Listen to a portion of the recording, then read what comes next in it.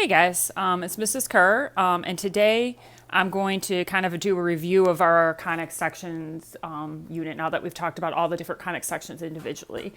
This is going to kind of summarize how you know which conic section it is if you're giving it in this general form, and then what do the equations look like, what are the important features you need to remember for each conic section. So we're going to start with a circle. So how do you know if it's a circle from this equation? Well, in a circle, the a and the c are the same. So the coefficient of the x squared and the y squared are the same. And then you have to complete the square, and this is what your circle equation should look like. This was the easiest equation we had, and then all you needed to graph it was you just needed the center, which is at hk, and the r, which is the radius. So that was a circle. And an ellipse. How do we know looking at this guy if it's an ellipse? Scoot that up a little. Well, if it's an ellipse, the A and the C are equal, but they are not equal rather, but they have the same sign. So in other words, these coefficients are different, but they're either both positive or they're both negative. This is just a reminder, this is what the ellipse equation looks like after you've gone through and completed the square. When you go and graph your ellipse, of course, you still have your center and then your x and y radius. And then remember, you also need to plot the foci. So the foci always go along the major axis, which is whatever radius is longer, either the x radius or the y radius. And to figure out the focal radius, which we called c, you do c squared equals a squared minus b squared, where this is the longer radius minus the shorter radius, the major minus the minor.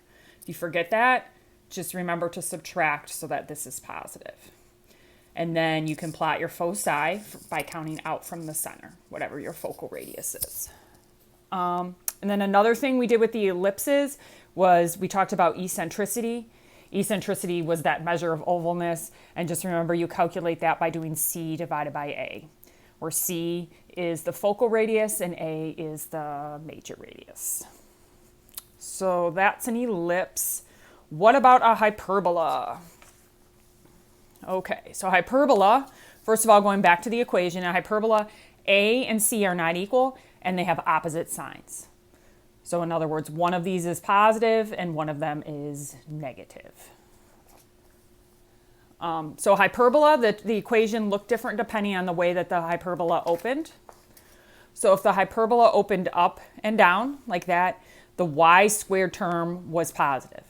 That's the way I always remember it. Whatever term is positive, that's the way it opens. So in this case, since the y term is positive, we know it opens in the y direction. In this one, the x term is positive, so we know it opens in the x direction. So those are what the equations look like. And again, you needed the center, which is the hk, and then you have the radius, and then you do the little box guy. For this one, how do you get the foci? Well, for the hyperbola, the focal radius is equal to, again, c is the focal radius, a and b are the major and minor radii. You do a squared plus b squared. And then as far as plotting the foci, they're always along the direction of opening. So if it opens up or down, you'd start from the center and count up and down to plot your foci. If it opens left or right, you'd start at the center and count left or right to plot your foci. And then remember the equation of the asymptotes, and there was always two of them. It was plus or minus r sub y over r sub x times x is the equation. And just remember, as far as graphing, as long as you draw that little box guy, you'll have already graphed the asymptotes. But if you're asked for the equation, that's what it is. Okay, and the only one we need to review still then is parabola. So I've just written the equation again at the top of this page. How do we know if it's a parabola? Well, for a parabola, either a or c is 0. So in other words, there's only one squared term. So there's either only an x squared or a y squared. You will not see both of these. As far as the parabola equations, there's two different versions depending on the way it opens. If it opens up or down, the x term is squared. How do you know if it opens up? It depends on the p, which is the focal radius. If the focal radius is positive, in other words, greater than 0, it opens up. If the focal radius is negative or less than 0, it opens down. And then left or right, if it opens left or right, the y term is squared. And then how do you know if it opens right or left? Again, that's dependent on the p. So in this case, if the p is positive or greater than 0, it opens to the right.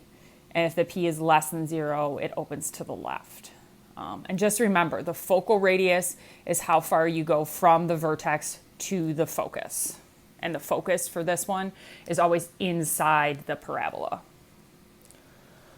Okay, so that's kind of a review of how we identify and how we write the equation. So now we're just going to do a few examples where we classify some conic sections based on their general equations. So, and remember, all you really need to pay attention to when you're going through these is the a and the c, the coefficient of the x squared and the coefficient of the y squared. So I'm going to look at this equation first. So my a, there's no number there, so it's really an invisible 1. And my c is a negative 1. Okay. So a and c have opposite signs. So if one of these is positive and one of these is negative, this is going to be a hyperbola. Okay, and notice just one thing to point out going back to this equation. This is technically the equation. Most of the time we don't have this term in there. Okay, so you can just kind of ignore that, and you're always just focusing on these two guys.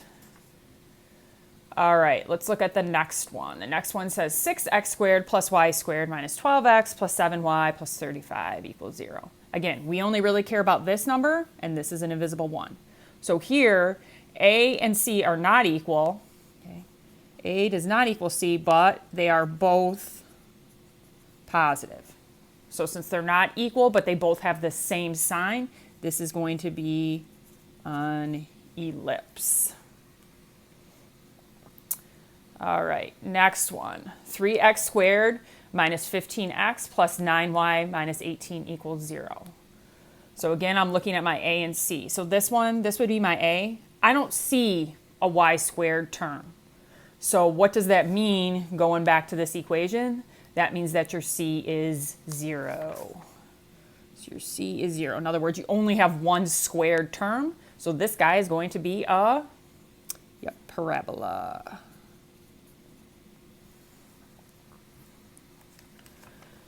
All right, next one. 2x squared plus 2y squared plus 16x minus 8y plus 25 equals 0. So again, I only care about the a and the c. In this case, they're both 2. So in this case, a equals c. They have the same sign. They are both positive. So if the a and the c are the same, this is a circle. All right, we're going to do a couple more. All right, let's look at this one. 10y squared plus 6x minus 40y plus 253 equals 0. Okay. So in this one, again, I'm looking for the a and the c. Well, I only see one square term. I only see y squared. So in this one, there's no a. So the a is equal to 0. And remember, if either a is 0 or c is 0, in other words, there's only one square term, this is a parabola. And we'll do one more here. 4x squared plus 4y squared plus 32x plus 48y plus 465 equals 0. Okay, again, here's my a, here's my c. They are both 4. They both have the same sign. So if a equals c, they're the same number with the same sign. This is going to be a circle again. Okay, so hopefully this helps summarize like how you can classify them. And then of course, once you've decided which conic section it is, then you would complete the square and get the equation so it's in the appropriate form and be able to graph it from there. Okay guys, that's all for today. I'll talk to you again soon.